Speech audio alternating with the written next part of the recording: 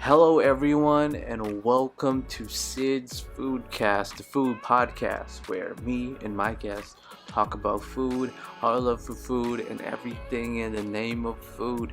This is your host, Sid, and welcome to the show. For today's episode, we have Farida, where we talked about the frying pan adventures, starting a food tour business, and rediscovering old Dubai. I hope you guys enjoy this episode. What was your last meal before this podcast? I know it's 7 o'clock there, so. No. It's amazing because I get cravings throughout the day, so I don't always eat at specified times. Just a couple of hours before, I ordered in and I ordered spicy Mongolian beef, and I opted for lettuce so I could make my own little, spicy beef Mhm. lettuce wraps. So yeah, I have a very happy stomach right now. Oh, that's awesome. Me, Yeah, it's when I think of Mongolian beef, I just think of the bowls, the famous Mongolian bowls where you can put whatever yeah, you want and then just yeah, mix it yeah, up. But that yeah. that is really good, I Yeah. assume, any. It was. I'm very hooked onto Korean dramas, and it's great. But on the flip side, my cravings for Korean barbecue, Mhm. Mongolian style barbecue, and noodles, really, I always have at least four of those. It's horrible to say, but those instant noodles. Uh-huh. So in the middle of the night as well, if I'm watching something and I get a craving, I'm like, okay, go Mhm. get some noodles right now. So yeah, Mongolian beef is today's craving. Yeah, but again, even noodles itself is pretty Yes. good. But of course, Yeah. Mongolian bowl and the Mongolian beef Yeah. sounds Yeah. amazing. It was Me, good. on the other hand, I just got off of work, so I haven't eaten yet. The last time Oh. I ate a muffin. That's about it. So I'll be eating later. Oh. For people who are Okay. listening right now, I am talking to Farida. She's one of the two person team. It's just you and your sister, I believe. Well, actually, that's how it started off, Oh, okay. but now we are a team of eight, Uh, along with, and those include five tour guides who actually work with us on a freelance basis. okay. Oh, so I'm talking to one of the Team Faye. starting members of the That's correct. Frying Pan Adventures, which is based in Dubai. Very, very beautiful place. I haven't been there, but I have a lot of relatives in Dubai. Yeah, like Yeah, seven. And I have, yeah, when I think of Dubai, I think of skyscrapers. I think of course. of people with fancy cars. Yeah, And me being a Filipino, I think of a lot of Filipino um, workers in Dubai. There's like a lot of Filipinos, so that's like there the is. three things that I think of Dubai. But there's a whole tapestry of food and beautiful culture that I've only touched through the surface level, and just the surface level is amazing. And this is my chance to pick and prod and talk about Amazing. food in Dubai or in the Middle East, or in that certain region. And the best way, I believe, is, well, the most readily available thing to consume content is obviously YouTube. But Of I course. wanna I wanna dive in deeper and talk to people, besides my cousins and all that. So that's why I stumbled upon your Instagram page. And I'm not gonna talk any further. You can introduce what you do, who you are, and how it all started. Of course. So Frankman Adventures, we actually started 8 years ago. We turned 8 years old earlier this month, and this was actually the brainchild of my sister Arva.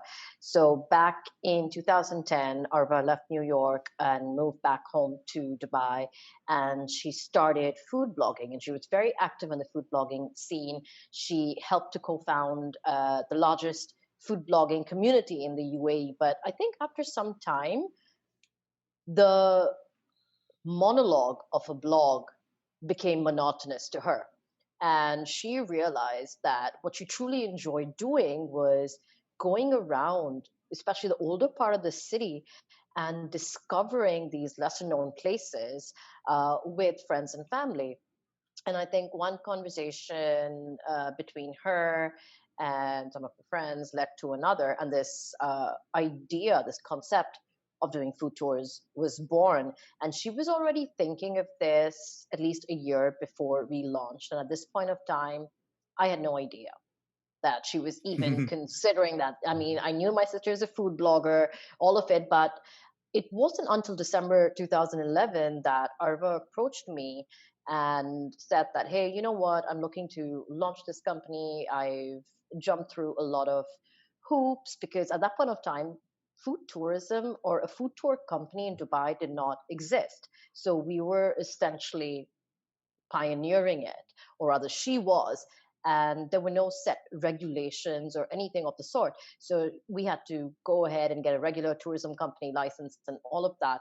And she jumped through a few hoops until she got through one particular hurdle.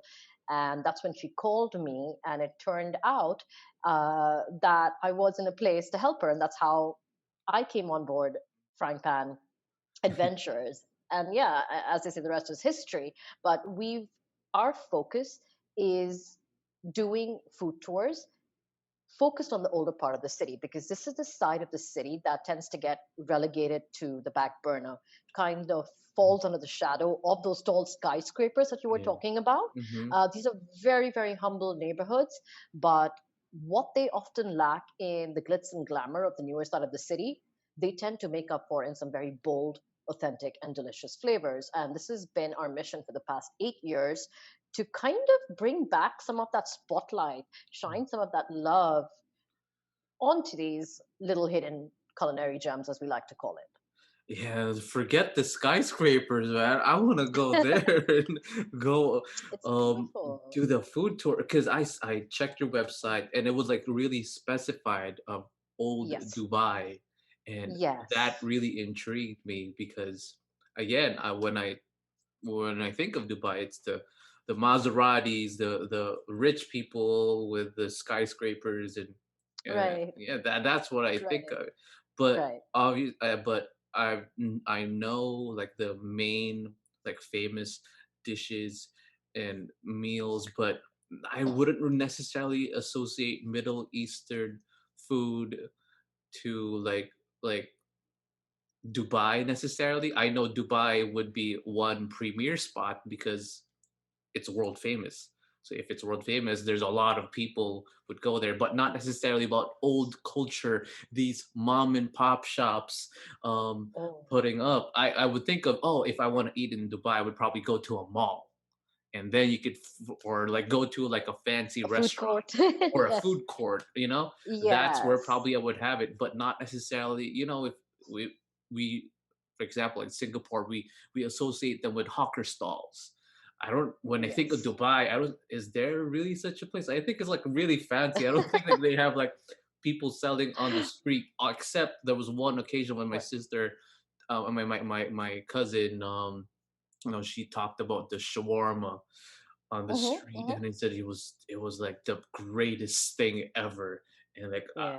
and I'm a fan of shawarma, and I've even tried it in Dubai. So I want to be blown away by it. But again, that's my association was, oh, the mall restaurants, The Michelin fancy rest. star rest. Yeah. Yes. Yeah.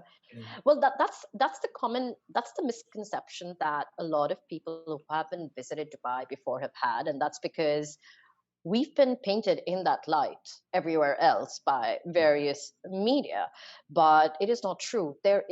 Dubai is essentially a city of immigrants, and it is steeped in a lot of old world cultures. I mean, immigrants from places as far as, oh, hello there. Sorry, my cat's interrupting. Immigrants from Iran and even India have been coming to this region as far back as the 1800s. And then you have expats from some of the other Middle Eastern countries who've also been calling Dubai home for, I want to say, decades. And one of the first things that immigrants bring into a new country that they're moving to, besides their luggage, are the flavors from back home, because that is how you connect and you root yourself in a foreign land. And when you are reminiscing about home, very often that reminiscing, that sentimentality is going to come out in the kitchen and put itself on a plate. And it is because of that Dubai has this eclectic spread of cuisines, and the Middle Eastern cuisine is one of them. So when my family and I, when we're going out for what people call Arabic food, Mm-hmm. we get very specific. We say, oh, we don't say we want to go out for Arabic food. We say, oh, do we want Lebanese? Do we want Syrian? Do we want Egyptian? Do we want Iraqi? So on and so forth. And the same thing happens when it comes to Indian food, because we're not just going out for Indian food. We're like, do we want food from Kerala? Do we want food from Punjab? Do we want from Rajasthan? So it gets very, very specific. And that's the beauty of living in Dubai. But again, as I said before, it's usually the higher end restaurants that make it to global news pages. And Mm-hmm. this is why the older part, where you can actually really, really dive deep down into these old world cuisines, gets ignored. But it's there. It's there.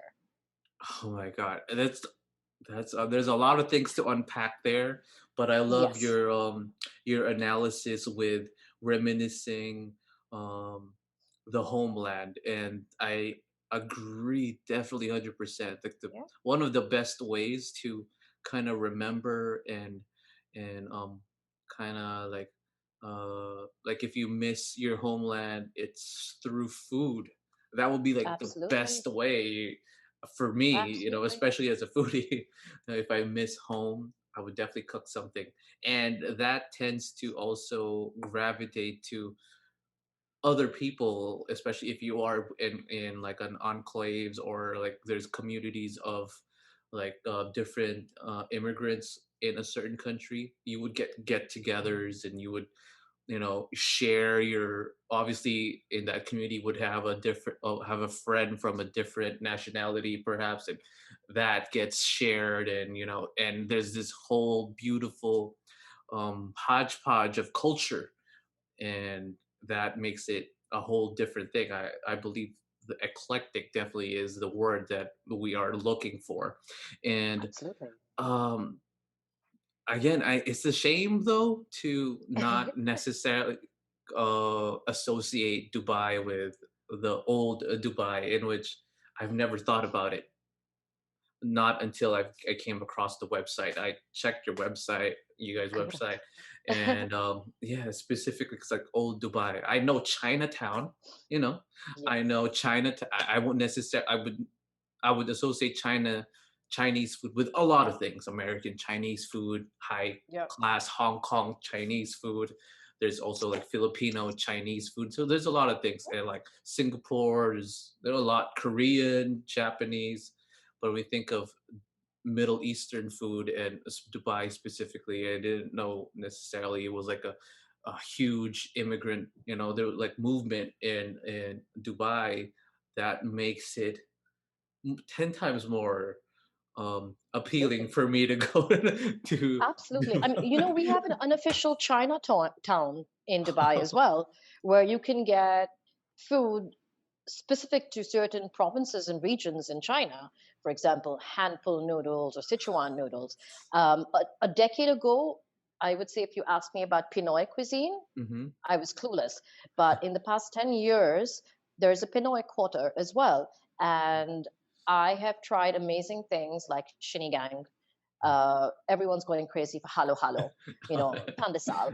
And these and it's amazing because the similarities between sinigang and some of our Indian broths Hmm. exist. So it's a beautiful way to, you know, in other cities, I don't think people would always have this opportunity to observe similarities and differences, not just regional, but cross country. But Hmm. because Dubai is so small and the density of all these unique flavors is so high, we can actually do that. Yeah, and that makes it more.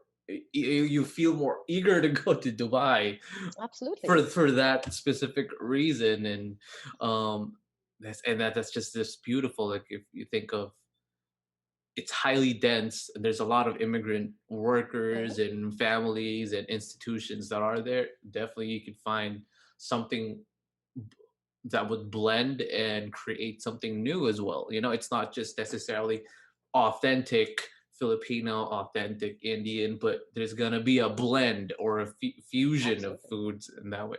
But I want to talk now about the food tour specifically. Um, so how did it? I know it all started, but how did it go? Like, if can you remember, like the first time? Was it like a friend who kind of you guys accommodated? Was it a stranger? Oh my Uh, God. I assume I just assumed that you guys were. I know your sister was in the food scene right away, so she was a blogger, but not necessarily a like a. It's not. It's highly different with food tours, It and is. It is. um. So how was it? Were you Oh my there God. during the first tour? Were Yeah, you? I mean, so I can remember it like yesterday because over the years, Arva and I have shared our own, our individual experiences and memories of this. And I remember Arva telling me that uh, just before we had even officially incorporated and launched, this lovely food and travel journalist, Lara Dunstan, had reached out to Arva, and she was doing up a feature on Dubai for the Telegraph, and it was something along the lines of, I'm not sure, 48 hours or something like that, hours in Dubai. And she reached out to Arva, and Arva said, "Look, I haven't officially launched, but Lara was on a timeline deadline. She's like, well, just give me the details anyway." So Arva told her, and we didn't know, but I think after that article got published, and again, this is still, we hadn't even officially launched. Mhm. Um, there were this guests who contacted Arva and said that, "Hey, we're coming to Dubai and we want to book a food tour." And she's like, "Wait, what? We haven't even incorporated. How did you hear about us?" They're like, "Oh, but you're in the Telegraph." And we were mentioned at a time of the day when the food tours weren't even going to happen, but we were mentioned. And that got us so much traction. And Arva went ahead and did the tour because the guests were so insistent. And yeah, I mean, that actually gave her her testing pad, and from there, she went on to launch our signature Middle Eastern food pilgrimage tour. That was the first one. And then we followed that up with a Little India on a Plate. Now, for the first year, Arva was doing all the tours. I was handling what we like to call the back office operations, PR, media, customer relations, and everything. But after a year, when we saw that we were getting more and more people interested in signing up, that is when I came on and I started offering the tours. And we had a divide. Arva would do the Middle Eastern, I would do the Little Indian. But we've had some very strong supporters in terms of some of our resident guests as well. There are so many, and a few of them were food bloggers themselves. And the food blogging community was very, very supportive of Arva. So they would sign up for the food tours, they would bring their family, they would bring their friends, anyone visiting, they would recommend. And they still do, so it's great that we have such a loyal, and we really call it the frying pan family because they are like family. We listen to them, so if they tell us, oh, maybe this doesn't work so much on the tour, Mhm. we went through a couple of iterations, and we still do. Our latest iteration, of course, has been to adapt to COVID. Mhm. So yeah, the tours do change based on their feedback as Yeah. well. But yeah, that was the first. And then once we got listed on TripAdvisor and people started leaving us reviews, uh, that just changed everything because word of mouth is everything. We don't pay Mhm. for advertising or marketing because if you're going to trust a stranger with your stomach for 4 hours, who would you believe? A paid ad or a friend or a Mhm. family member you trust Right. who's been on the tour? So that is our mantra. That is the foundation of how we work. And I that's one thing for sure when it comes to food tours in general is this unique experience with someone who's knowledgeable and also the tasting experience as well. Sometimes you want to know more about it, Hmm. and then you're like, oh, this is so good. But then Yeah, knowing about it, the process of how they made this food and the culture behind it makes it 10 times more amazing with absolutely. that experience. And I Yeah, wouldn't, and oh, sorry. I mean, no, no, go ahead. I wouldn't, I agree with you. I wouldn't necessarily kind of advertise to pay someone to do the tour and then say some good things about it. I mean, there is a lot of controversy when it comes to True. food reviews, depending Yes. on, depending on probably the culture or depending on where you are. There's a news in Korea. Like, I just want to segue this quick anecdote also for people listening. There was a YouTuber who reviewed this restaurant. I don't know if you've heard about this. And he said, it wasn't really good. I couldn't remember the specifics of it, but because this YouTuber, I believe, has like 200,000 subscribers, so there was an audience. Substantial. Yeah, Yeah. yeah, there was an audience, and he said his opinion about it, and then a lot of people agreed that he said it wasn't good. The food wasn't good, and it was his opinion. And then a lot of people started giving that restaurant bad reviews, and ultimately the restaurant closed, and Oh the my restaurant gosh. got mad to that YouTuber. So Wow. that's that's in Korea. Wow. Okay, so there is again Yeah. this impact, and this impact can affect millions of of restaurant owners or etc. But we don't want to say it's good if it's actually bad. You know? I agree. I agree. I guess sometimes, look, at the end of the day, this is someone's livelihood, Hmm. and none of us really know what kind of work they've put into it.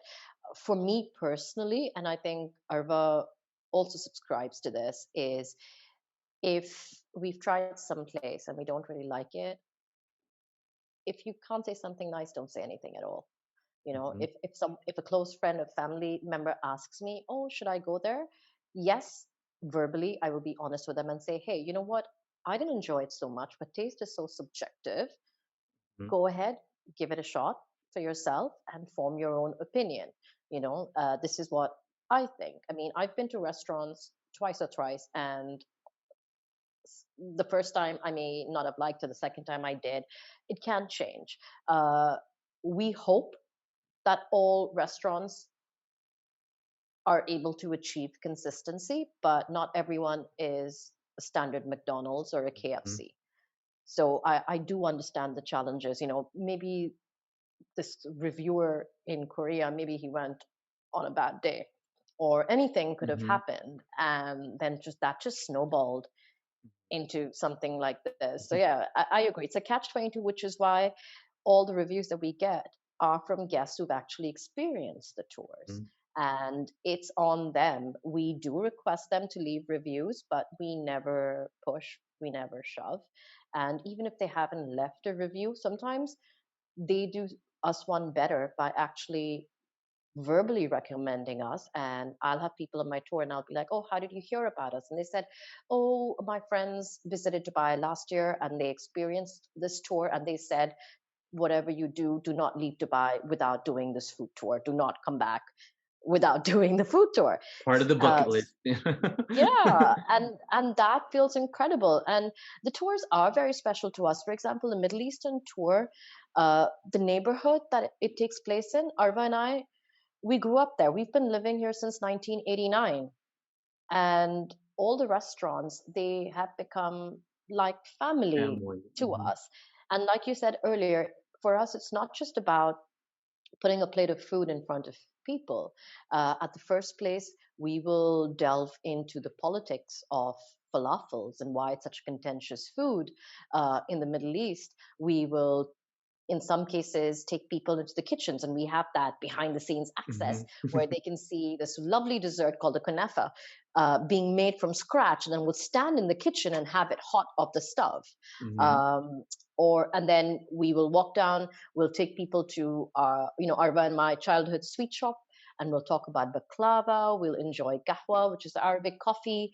Then for the main course, we feature this Iraqi fish dish, Mm-hmm. which is at the heart and soul of every Iraqi national. And finally, we end at a little Iranian specialty shop, which stocks everything from high grade zafran or saffron, to saffron ice cream, to nuts, dried fruit. Nearly everything you can think of. So it's a very I want to say a holistic experience. You're not just feeding your tummy, but you are also hopefully gaining some culture, some Mm-hmm. context to the food that you're going to be eating. Yeah, So and yeah, it's not just food for the stomach, it's also food for the yeah. mind and of course the soul and the heart The as well. soul, the soul. Yes, Yes. so true. So And true. that sounds all amazing. But how's the logistics of it? Let's talk about a little bit more like the back end stuff because I believe you said like, you work in the back end. So how does it like if someone would like to do a food tour on their own, Mhm. do you how do you how does it necessarily do you contact the restaurant, say I want you to be part of our food tour? Do they get commission out of it? How does the whole process A of it really good work? question.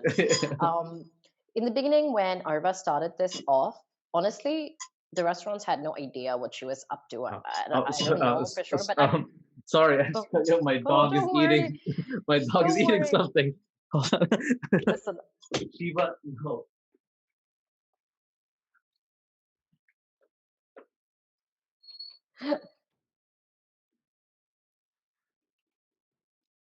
Sorry, that was my dog. don't worry, Sid. Listen, my cat has taken over half my chair. I have two of them. The other one's pawing, so I understand. Okay, sorry. um, Okay, all right. yeah, So, yeah, yeah. yeah. So back to the logistics. Mhm. Um, I remember Arva telling me that when she started this off, uh, and she kind of figured out what places she wanted to feature, there was no point explaining it to the restaurants because they really did not understand. And initially when she started the Middle Eastern tour, Arva did not speak Arabic. And to her credit, now she is a lot better at it. So, and a lot of the people working at the restaurants spoke better Arabic than they do English. So the restaurants, she probably got a lot of funny looks because she's getting in people, and what are they doing? They're not ordering a full meal and all of that. But it was very organic. The more tours she did, the more they understood that, hey, this funny little girl is going to come in with a set group of people, and this is what she's probably going to order. Uh, at the most, what we do is on the day of the tour, a couple of hours before the tour, is when we would call the restaurants and tell them, hey, we're going to be coming. We have these many guests with us. Could you make sure a table is ready by approximately so and so time? Nothing more than that, right? Oh, We okay. Nothing more than that. We do not accept commissions, and we never ask for commissions from the restaurants because besides showcasing these hidden culinary gems, pardon me, our other mission is to support these smaller restaurants. We want them to always be there because they're such an integral part of the culinary fabric of the city. So if these mom and pop or family run restaurants start shutting down, it's a huge loss to the Mm-hmm. heritage of the city. So we want to make sure that we show them as much love, also in terms of financial love. So we will pay full menu prices. We do not accept discounts, and we will ensure that we tip generously. So, no commissions at all. This way, the restaurants are able to financially sustain themselves. Mm-hmm. But also, on the other side, if at any point of time we feel that a restaurant's consistency in terms of quality or flavor has Hmm. suffered, we reserve the right to not visit them anymore. And this has happened.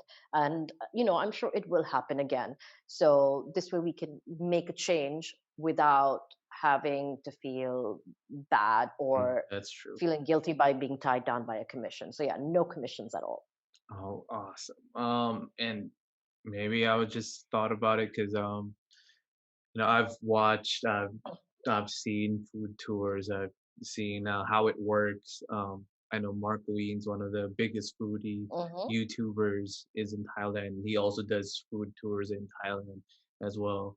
And also, coincidentally enough, like YouTube, travel food, food YouTubers, they also have their own food tours as well. Usually, And yes, they do. yes, and I get to learn a lot of these things and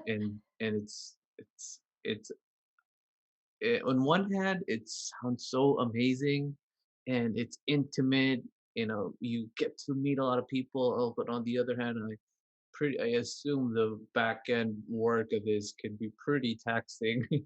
Like getting these people together, making sure that the food is ready, and maybe transportation could be an issue as well. Emergencies may occur, so do you guys handle that too?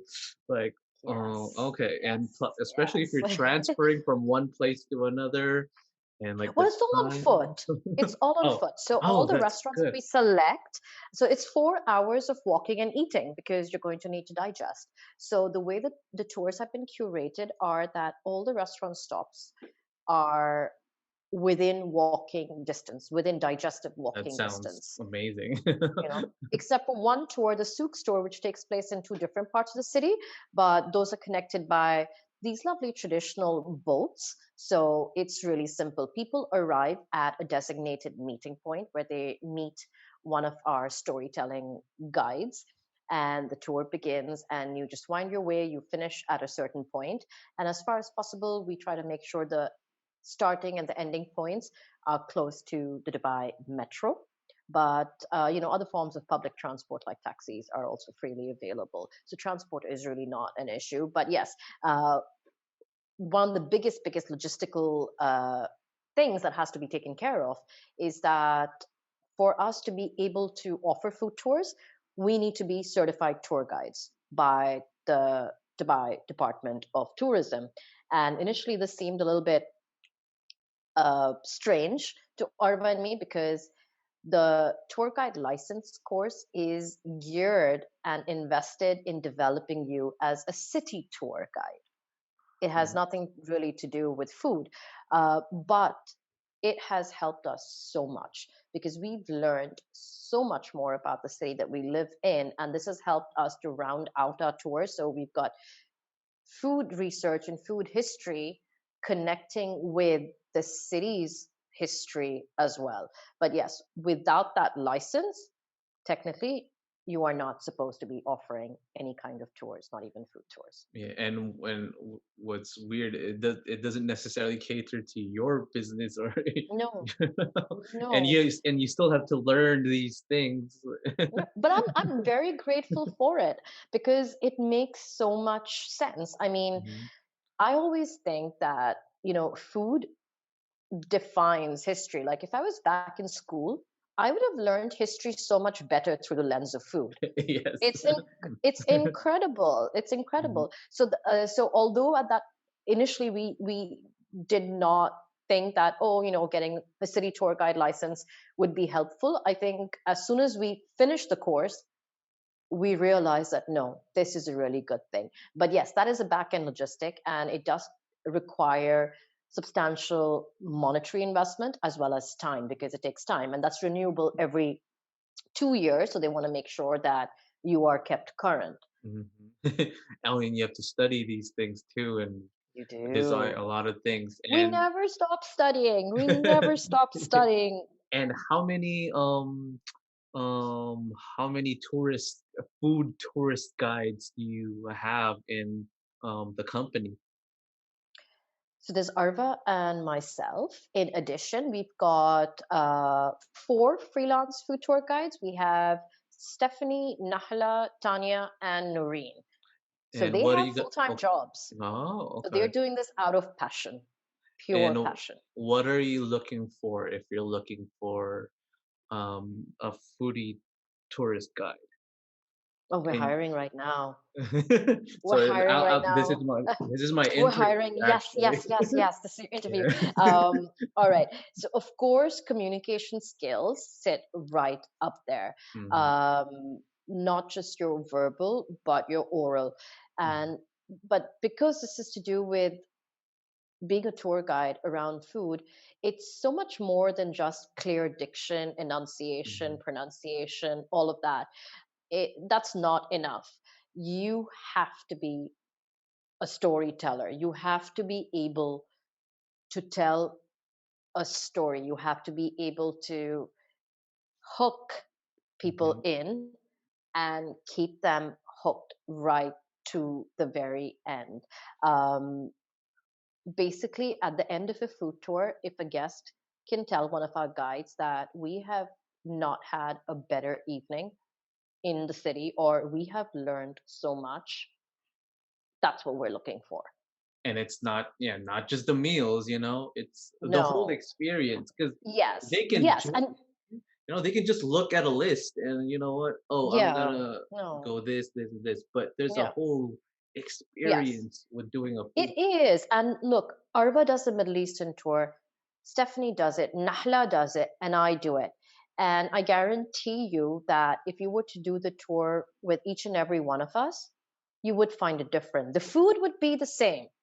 The the facts, the dates, the essence would be the same. But each of us brings our own personal stories, our personal anecdotes into it. So a guest doing that tour with anyone, all four of us, would still walk away feeling like it was a novel experience, even though the food is the same. I mean, besides the communication skills, the storytelling, there has to be this thirst for constant learning, this initiative to want to research, to Mhm. find the stories, to share the stories. Uh, all of that is so, so important. I mean, like I said, we are reading almost every single day. And not just about food. It could even be about global trends, or uh, for example, currently I'm reading a book on the history of the UAE. I just got done with a beautiful book called Salt by Mark Herlansky, which was amazing, amazing. And all of these things like this reading is necessary because with every new thing I learn, I can bring into my personal script for the tours and thereby enrich the overall experience for each of my guests. So that's the kind of outlook that we need. Yes, and that takes a lot of dedication, and not just, you could be the best speaker, the most eloquent, and the best storyteller, but if this is not the story you want to tell, it's not going to be that effective. Yeah, If food is not is not something you're passionate about, I don't think, definitely you can do the job, but I don't think that you would necessarily, there's no longevity, I guess. And one requirement, I believe, is really if you have true. this affinity with food and learning about food, and understanding the stories behind it. And again, I tell people, for people who are listening, this is my way of telling stories about food. We've heard a lot of reviews, we watch a lot of recipes, but my contribution to food is the stories behind it. Not necessarily Of about the course. Michelin stars, not necessarily even the mom and pop shops, but I believe everyone has a food story to tell. You know, Absolutely. yeah, the time that you Absolutely. vomited because you were full. The time that No, you fair, fair, yeah, the fair. time that you know, these are food stories, good and bad, and Yes. it's Yes, I amazing. agree. And I think one of the other things I forgot to mention, but it is just so, so important. I just remembered. I mean, how could I forget this? For a food tour guide, because you're working with food, I think it's such an important ability to have the ability to be able to think on your feet, improv. That's true. It is so, so, because there are so many things. that could happen while you're out on a That's food right. tour. Really, there are, and we've all of us had these moments, and it's really important to remain, kind of Calm. unflappable, like Yeah. James Bond, take it into your stride, and still make sure that the guests are having a great time. I'm assuming you have a story that you have in mind. Oh my God. I'm like, there are so many. I remember once I was on my Little India tour and we were just walking down. And look, this is old Dubai. This could even Mhm, happen in the newer side of the city. mhm. And as we're walking down, I sort of heard a slight bang. And I look up and the building across, there is smoke billowing out. Oh, And maybe a gas cylinder went off. I'm okay. not sure. And the area is safe, but then it just takes one incident like this for people to balk about coming to old Dubai when they already have a million other reasons. And right there, uh, I told them, I said, hey, you're on the Little India tour. Of course, it's going to be a little bit of Bollywood drama. And I didn't know what else I could say. Yeah. And, so I But gave like internally, the you were already like Bollywood spin. And internally, I was like, oh my God. And I was just like, let's hope this is like a Bollywood movie where, everyone at the end of the day is still safe. There's no Mm. one in there and that's it. But it was a little scary seeing all that black smoke Mhm. come out. But luckily, we just walked by and the evening progressed as well. But I'm sure each and every one of my tour guides, has had Their something happen. their own stories. Yes, yes, absolutely, absolutely. Whether it's something like it's raining and a guest slipping in the puddle. I mean, that's a really serious thing that Mhm. you'd have to be able to think quick on your feet. Stop the tour, get medical assistance, make sure the rest of the guests are okay. So these things, they don't happen often, but You they have to be always can. prepared. Yes, you have to Yes, be yes, prepared yes, for yes, it. yes. Absolutely, absolutely. Because at the very end of the day, you are taking care of this group. They trust you with not necessarily just about food, but the Yeah, but overall experience. And then, safety. yeah, Yeah, yeah, of and that course. includes safety. Because Yes. you don't want to like, it's not like a risky food tour. You have No, no. But we to. have we have these fun moments every now and again. I'm gonna call them fun moments, which really help. It's good. It's good. It helps us grow. Mhm, It really does.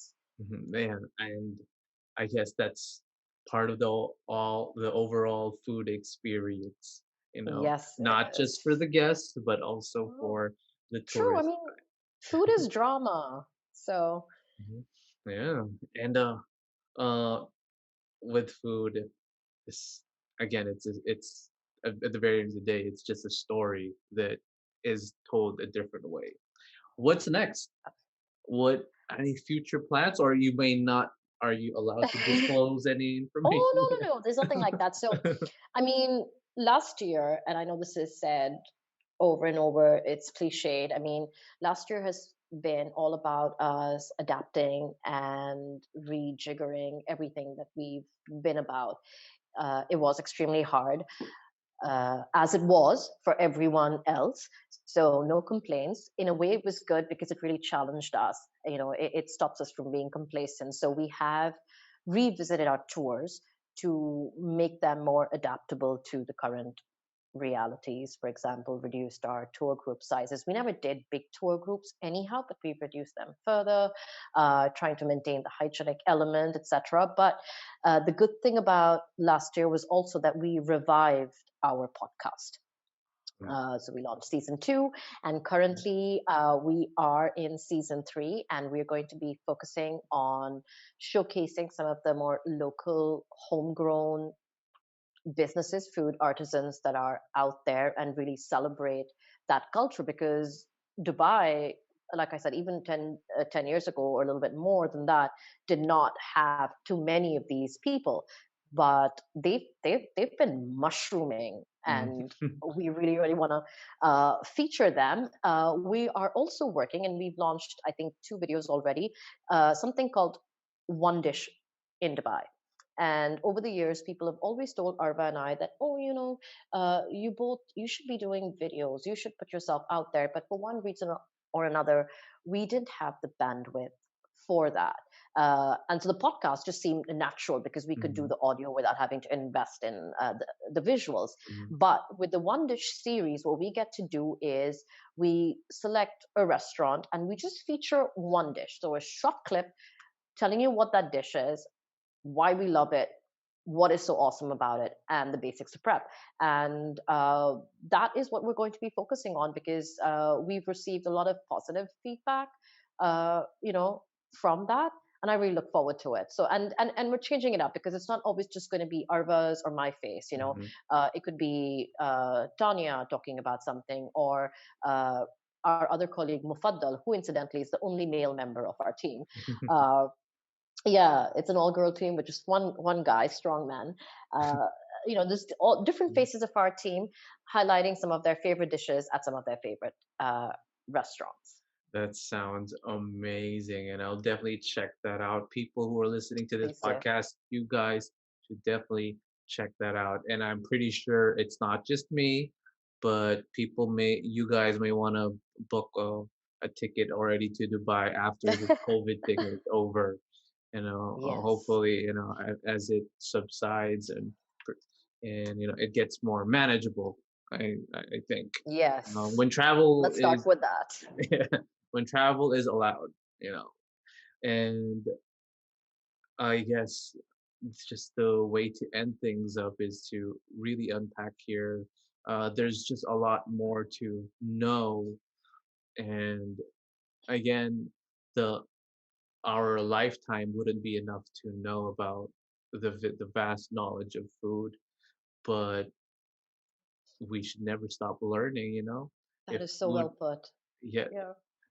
there's just a lot of things to learn, not just the techniques, not just the recipes, the ingredients, but again, I've been advocating the stories behind these ingredients or food, the different iterations of a certain dish and how it claims heritage to one or even various countries. And some dishes could be simple and basic, and some dishes could be very complex and even intriguing, and even probably something worth risking for. And these are the stories that we want to share. And I want to thank you, Farida, for being here and joining me in this podcast. And if everyone is allowed to join the food tour, you guys know where to go if you are in Dubai. Do you want to share any new things besides checking out the video? Any Sure. plug-ins, events, or any recent things that you might want to share to the people? Well, to be honest, first of all, Sid, thank you so much for having me on today. This was so much fun. For anyone looking to find out about the latest happenings with us, what's going on, just hit us up on Instagram. We are at Frying Pan Adventures, and Arva is the one handling the account, so she's constantly posting about new things that we are up to. Apart from that, if you do want to learn a little bit more about our food tours or our blog or our One Dish series or our podcast, our website is pretty simple. It's just www.fryingpanadventures.com. All right. Thank you so much, Farida. Thank you, Thank Sid. you. Thank you so much. Oh,